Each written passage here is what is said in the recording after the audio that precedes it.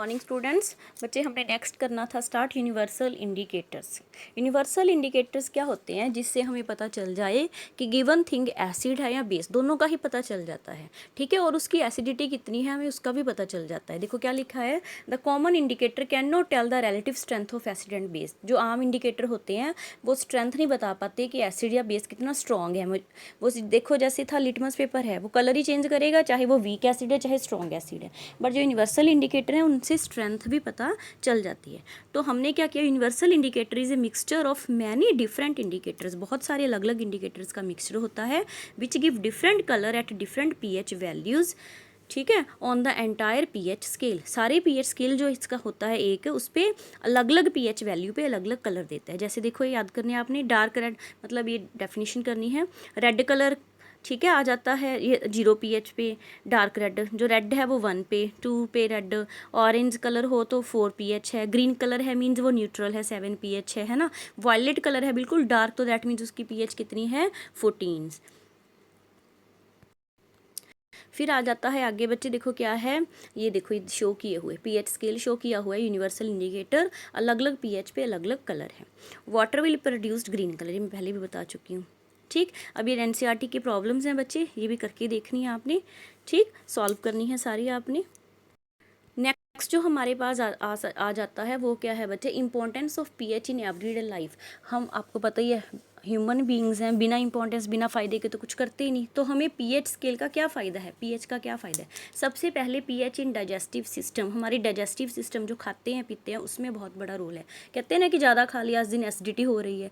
तो एसिडिटी क्यों होती है, इंडाइजेशन क्यों होती है, due to the production of higher acid in the body.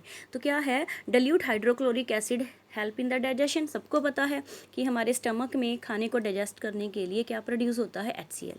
Excess acid in the stomach अगर हो जाए तो उससे क्या हो जाती है, इंडाइजेशन हो जाती है। तो हमें क्या करना है, हमने पढ़ ली पीछे न्यूट्रलाइजेशन। एसिड को कौन न्यूट्रलाइज करेगा, बेस। तो being base in nature antacid है वो लेते हैं हम, वो क्या करता है, रिएक्ट करता है एक्सेस एसिड के साथ, जो हमारे स्टमक में एक्स्ट्रा एसिड है उसके साथ रिएक्ट करता है और उसको क्या कर देता है, न्यूट्रलाइज, जिससे हमारी जो एसिडिटी है वो क्या हो जाती है, खत्म। तो एग्जांपल देखो कौन कौन से एंटासिड यूज़ करते हैं हम, मैग्नीशियम हाइड्रोक्साइड, ये मैंने बताया था, इसको बोलते हैं मिल्क ऑफ मैग्नीशियम। और दूसरा यूज़ करते हैं सोडियम हाइड्रोजन कार्बोनेट, जिसको बोलते हैं बेकिंग सोडा, घरों में यूज़ करते हैं मीठा सोडा। फिर आता है और क्या इंपॉर्टेंस है, कॉज ऑफ टूथ डिके, जो हमारे बच्चों को ही आजकल बहुत ज़्यादा आपकी हो रही है ना, टूथ डिके हो जाती है, कैविटीज़ आ जाती हैं। तो bacteria present in our mouth break down the sugar to form acid. जैसे हम खा लेते हैं चॉकलेट्स वगैरह, टॉफ़ी वगैरह, है ना, उसके बाद हमारे जो टीथ्स में कुछ ना कुछ तो बची जाती है, वो चॉकलेट लगी हुई रह जाती है। तो वहाँ पे क्या आ जाते हैं बच्चे, बैक्टीरिया आ जाते हैं और उस शुगर को, उस चीनी को ब्रेक डाउन करके वहाँ पे क्या प्रोड्यूस कर देते हैं, हमारे दांतों में एसिड। टूथ डिके कब स्टार्ट होती है, अब जब वो एसिड कितना आ जाए हमारे पास, 5.5 से कम। अगर उस एसिड जो प्रोड्यूस करते हैं उसकी अमाउंट, उसकी पीएच जो है 5.5 से कम हो जाती है, तो ज़्यादा एसिडिक नेचर होने के कारण हमारे टूथ का क्या हो जाता है, decay. The best way to prevent tooth decay to clean the mouth thoroughly after the eating food. Obviously best method तो यही है ना, मेडिसिन लेने के बजाय, तो कि जब भी आप कुछ खाते हैं तो अच्छे से माउथ को क्लीन करो थोरोली, ताकि जो भी शुगर, जो भी पार्टिकल आपके टीथ में लगे हुए हैं वो ना रहें। अगर वो ही नहीं होंगे तो बैक्टीरिया कहाँ से आएंगे और किसको डिकम्पोज करेंगे। और क्या यूज़ है इसका बच्चे, plants and animals are sensitive to pH change. जो प्लांट्स एनिमल हैं उस वो भी पीएच चेंज से सेंसिटिव होते हैं। मतलब देखो क्या है, soil pH and plant growth, जो हमारी मिट्टी है उसको भी एक स्पेशल पीएच चाहिए होती है ग्रो करने के लिए। देखो क्या है, if the soil is too acidic, अगर ज़्यादा एसिडिक होएगी, ठीक है, तो it is treated with material like quicklime. तो उसको हम किसके साथ ट्रीट करते हैं, बेस के साथ। बेस क्या है, देखो क्विकलाइम, कैल्शियम ऑक्साइड भी बेस है ना, स्लेक्ट लाइम, कैल्शियम हाइड्रोक्साइड भी बेस है, चॉक, कैल्शियम कार्बोनेट भी बेस है, याद करने हैं। तो ये तीनों बेसिक हैं कैल्शियम के, oxide, calcium hydroxide, calcium carbonate, ये हम मिट्टी में डालते हैं। देखो ये डाल रहा, ताकि उसकी एसिडिटी क्या हो जाए, कम हो जाए, और उससे क्या हो जाए, आपकी जो आपने क्रॉप लगाई है वो अच्छे से ग्रो कर सके।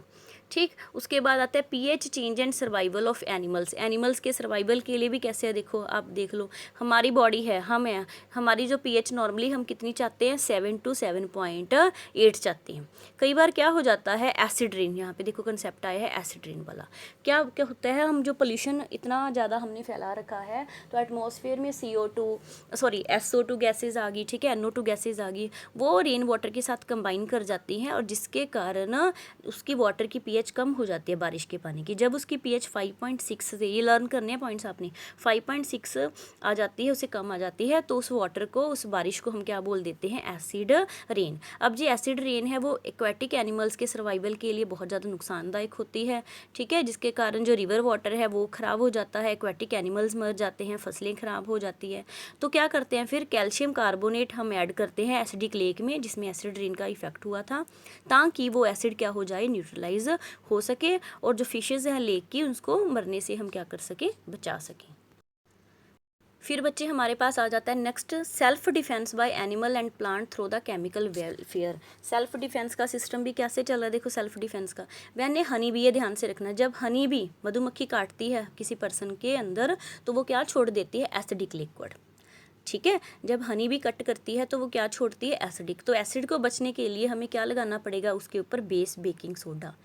बेकिंग सोडा, नींबू का अचार नहीं लगाना जब कोई आपको मधुमक्खी काटते है, क्योंकि वो तो खुद एसिड देती है हमें, और नींबू क्या होता है, लेमन में क्या होता है, एसिड। तो वहाँ पे हम उस एसिड को न्यूट्रलाइज करने के लिए हमें क्या लगाना चाहिए, उसके ऊपर बेकिंग सोडा। बेकिंग सोडा क्या कर देगा, उस एसिड के प्रभाव को न्यूट्रलाइज करके कैंसिल कर देगा। अच्छा, अगर वाष्प स्टिंग करती है, जैसे होती है हमारे पास वाष्प स्टिंग करेगी, जिसको विंड बोलते हैं, अगर वो करती है वाष्प, तो हमें वो हमारी बॉडी में क्या छोड़ती है, अल्कलाइन। तब हम वहाँ पे क्या लगाते हैं, जैसे अचार आ गया या विनीगर आ गया जो एसिडिक है। क्लियर, जो हनी बी है वो हमारी बॉडी में एसिड देती है, जिसके कारण हमें बेस लगाना चाहिए, और जो वास्प है हमारी बॉडी में बेस छोड़ती है, अल्कलाइन सोल्यूशन, और हमें क्या लगाना चाहिए, उसके ऊपर एसिड। देखो एंट स्टिंग जो आ गई हमारी कीड़ियाँ, वो हमारी बॉडी में कौन सा एसिड छोड़ती हैं, वेरी वेरी इंपॉर्टेंट बच्चा, ये मीथेनोइक एसिड। क्या छोड़ती है हमारे बॉडी में, मीथेनोइक एसिड, जिसके कारण हमें बर्निंग पेन होता है ना, अगर कीड़ी प्रिक कर जाए, एंट स्टिंग हो जाए, तो वो क्यों होता है, जो पेन होता है, due to the methanoic acid. फिर आता है when a person happen to touch the leave of nettle plant accidentally.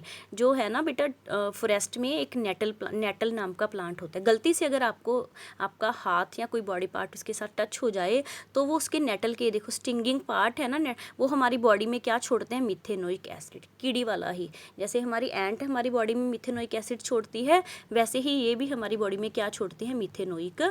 और ये जो मिथेनोइक एसिड छोड़ते हैं बेटा, जिसके कारण हमारी बॉडी में क्या होता है, बर्निंग पेन होता है बहुत सारा, तो उससे बचने के लिए हम बेकिंग सोडा लगाएंगे। बट जैसे हम मान लो फॉरेस्ट में कोई बंदा है, तो वहाँ पे क्या है, नेचर ने खुद ही, nature itself provide remedy, nature ने अपने आप रेमेडी, इलाज भी रखा हुआ है। क्या, नेटल जो प्लांट है उसके जस्ट पीछे ही हमारे पास क्या प्लांट होता है, डॉग प्लांट, जिसका नेचर क्या है, बेसिक। तो किसी अगर नेटल प्लांट से टच हो जाए बॉडी, तो वो बॉडी में एसिड चला जाएगा। उसके बाद क्या करें, जो डॉग प्लांट है उसके लीव्स को रब करें उसके ऊपर, जहाँ पे आपके बर्निंग स्टिंग हो रही है, तो डॉग प्लांट जो बेसिक है वो उसको क्या कर देता है, न्यूट्रलाइज। Thank you.